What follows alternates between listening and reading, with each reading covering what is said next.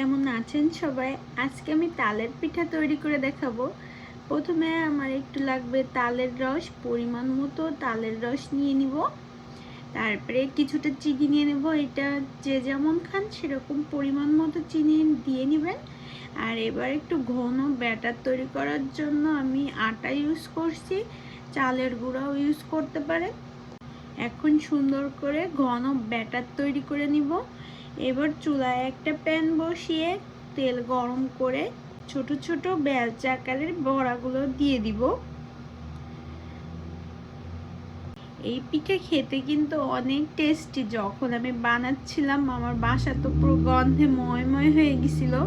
আপনারাও বাসায় ট্রাই করে দেখতে পারেন, অনেক ভালো লাগবে। এবার আমি সুন্দর করে লাল লাল করে ভেজে নিব বড়াগুলো।